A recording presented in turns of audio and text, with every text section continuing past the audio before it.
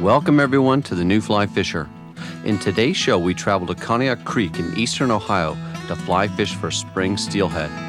We're going to talk about fish holding locations, nymphing techniques, and a lot more. Stay tuned.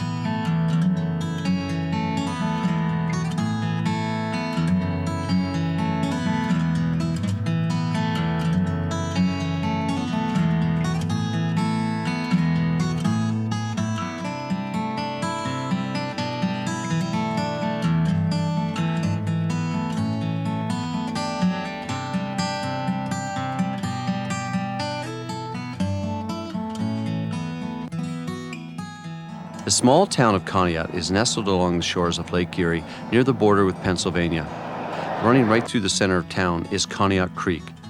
This beautiful system is a wonderful steelhead fishery, which is virtually unknown.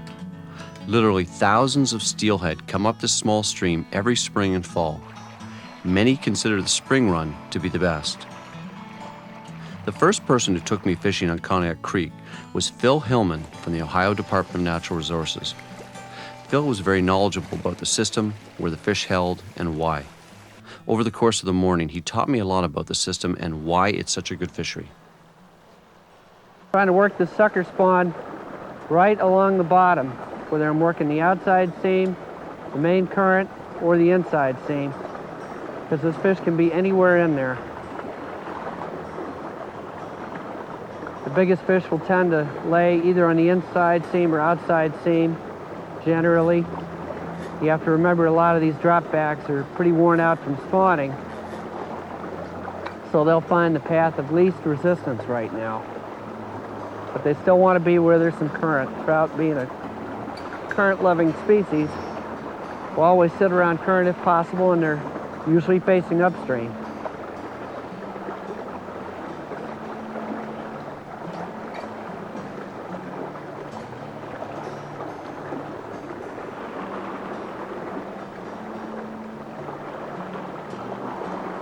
I think we're going to find a spot upstream from here. We'll give this another minute or so, but I know there's plenty of more fish upstream, so we'll take our shots up there.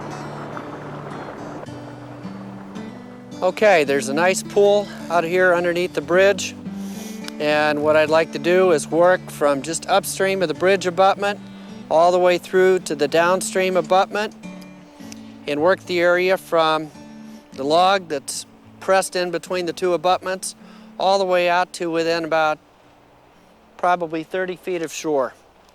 Once again, I'm using sucker spawn again. I have a lot of faith in that. White sucker spawn, it's about a number 14. And we'll see if we can get something to hit here.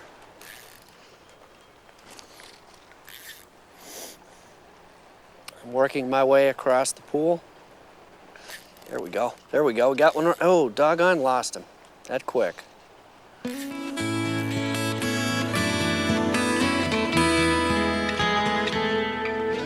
Get a hit.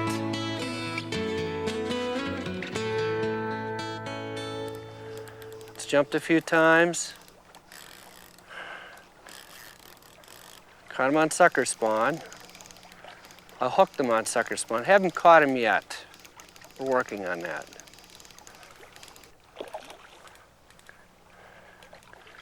This fish has only been in Lake Erie for 1 year.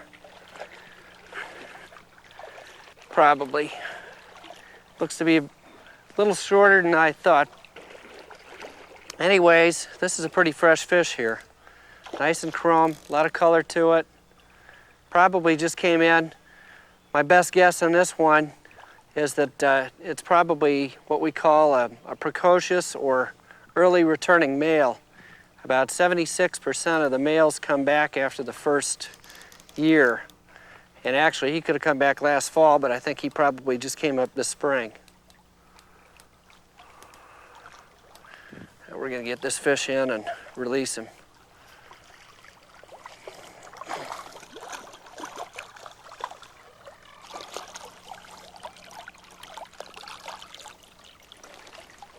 Okay.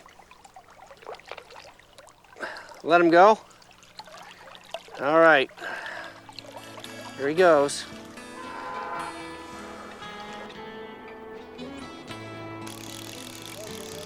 Yeah, I've got another one on. This is a bigger fish. Very next cast.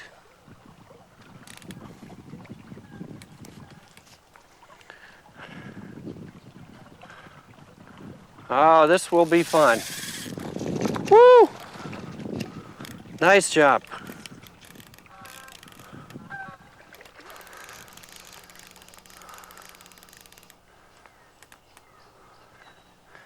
Very nice fish. This one's about 27, somewhere around 27 inches. Absolutely beautiful.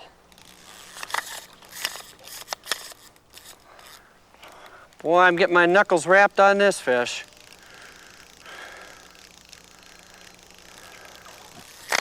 My hand. There goes my thumb. These steelhead are very unforgiving. It's no reason, it's no wonder they call them silver bullets. They take off like a shot. They're like a runaway freight train that goes airborne. All right. This fish still isn't done, but when I get a chance, what I'll do is I'll gradually just back up perpendicular to the water flow. And once the fish gets out of the current, they get a little bit disoriented. But the trick here is you don't want to put any pressure on the fish. You want to keep your rod arched.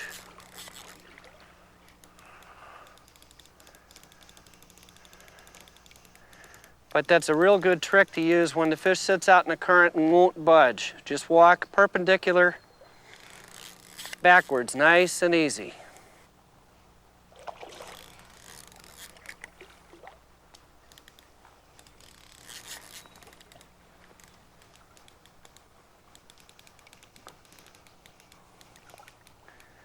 What I'll try to do is beach the fish. It looks to be a female. You can tell the females from the males. The females have a nice rounded head, and the males have a longer angular head, more angular head with a hook, or what's called a kype, which fisheries biologists call it anyway, KYPE, excuse me. Yeah, this looks to be a female.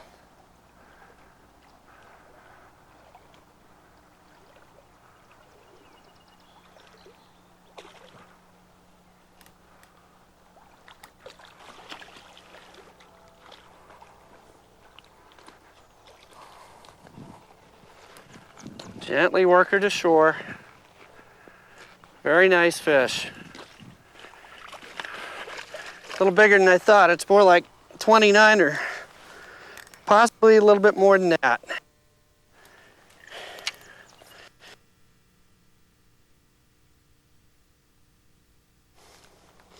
Beautifully marked female.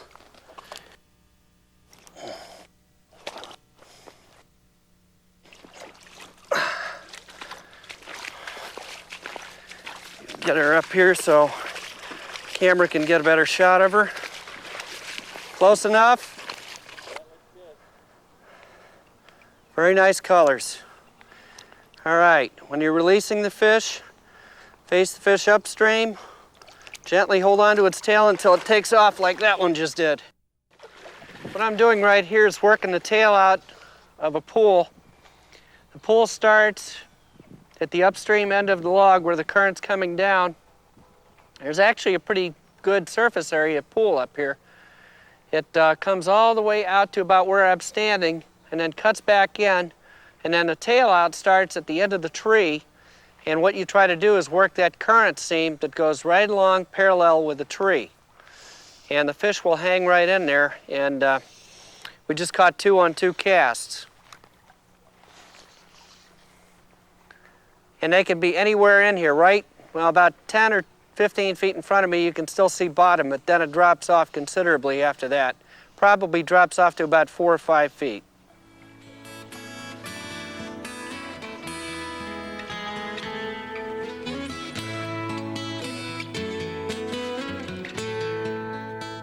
I'm trying to mend my line so I get a nice natural drift going through that pool. And the idea is that these fish see that sucker spawn, and there's lots of white suckers. We caught a few of those this morning already spawning.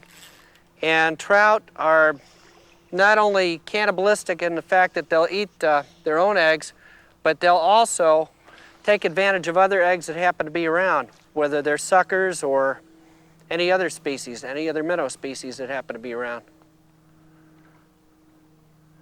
And they'll take advantage of these when they're done spawning or when they're coming up to spawn. There's another fish.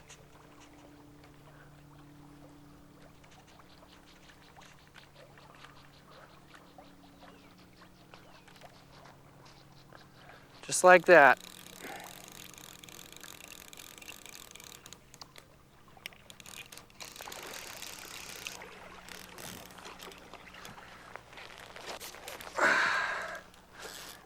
Be able to, one thing you need to do is be able to rest your arm. You can get tendonitis pretty easy with these things. If you catch any number of them, you need to be able to rest your forearm on the butt of your rod. It's very important. One year I got a severe case of tendonitis because I didn't do that. It's important to give the fish line if it wants it. It's another female. Nice rounded head.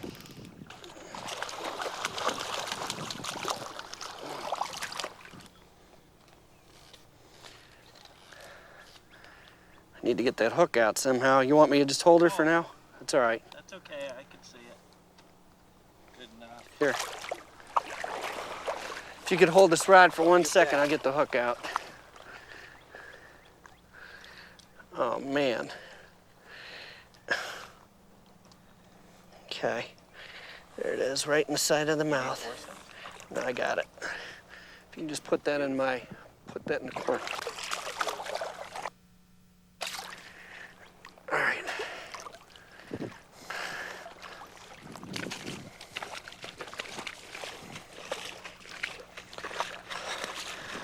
This looks to be a spawned out fish. It's real skinny. It's recovered quite nicely. The tail isn't chewed up anymore, so it's only thing it's lacking right now is weight.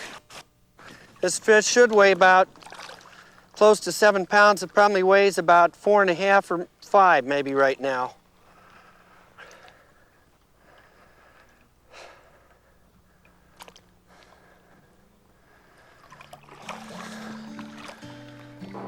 One of the reasons why I love coming to Conneaut Creek is because there's lots of steelhead, lots of public access, and reasonably priced hotels and motels in the area to stay at.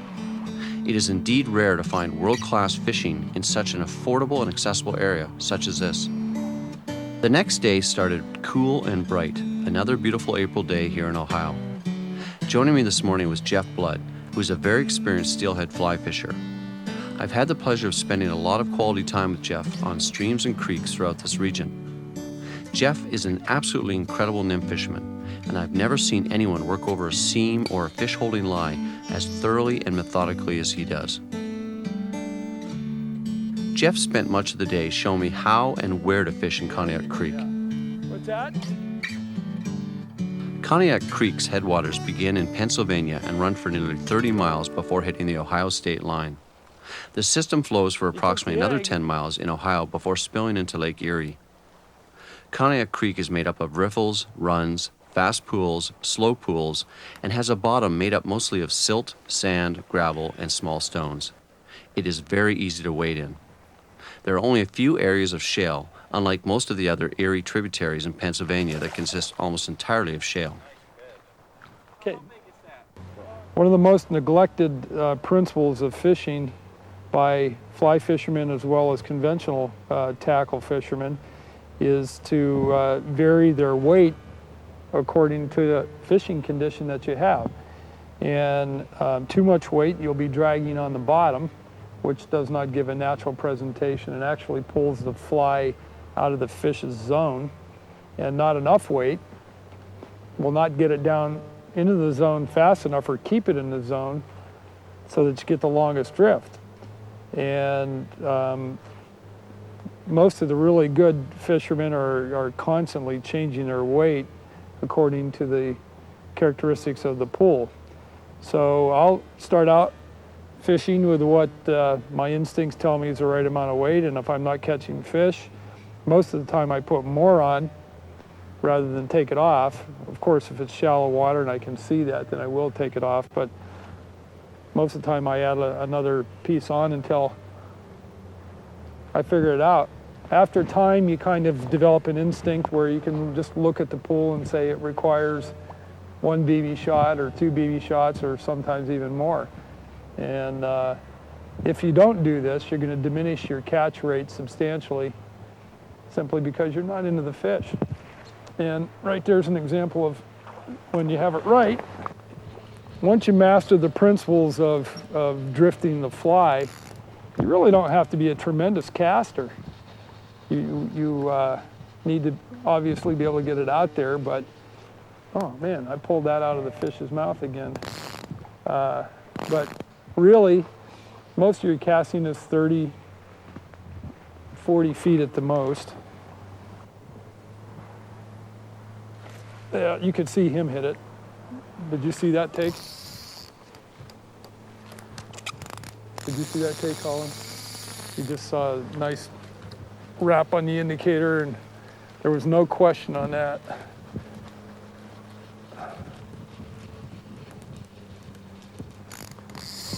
Oh, thought I broke him right there. I hit that rock right there.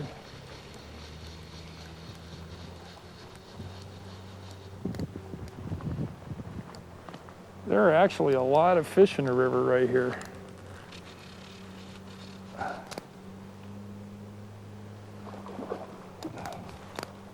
Nice little 3.5, 4 pounder, looks like, anyway. We'll see when we get him in here.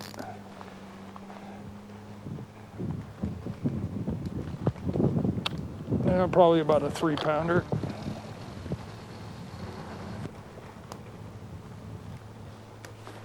Looks like a small male. And let's see if we can beach him here now.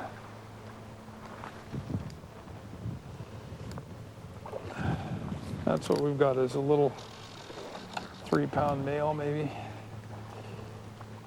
They're fun.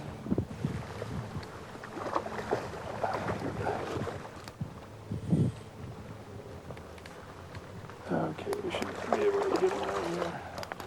Oh, he's a little bigger than that. He's probably more like 4 pounds.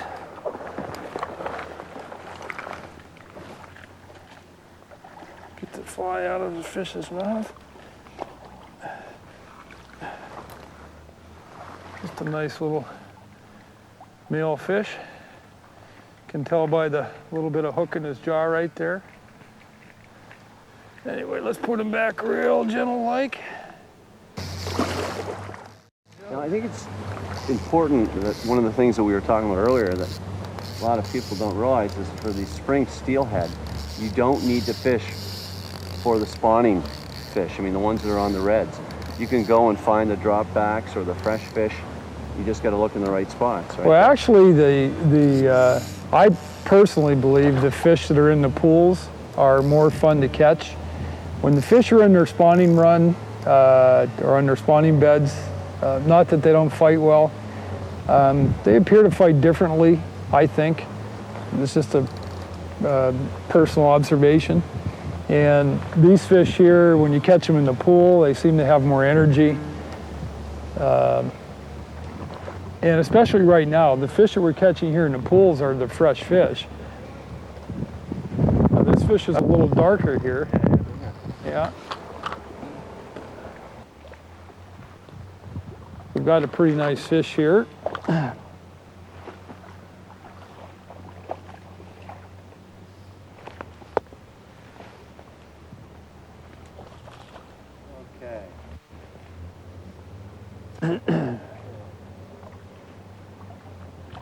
This is actually a little bigger than I thought he was.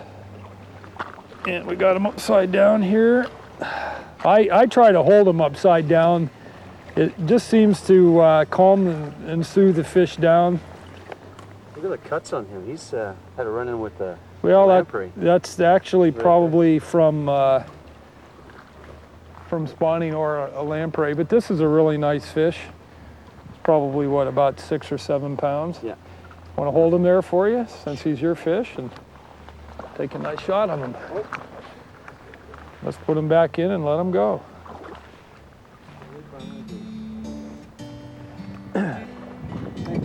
You're welcome, Colin. Hey, Dan. No. Dan, I got a real big one right here for you.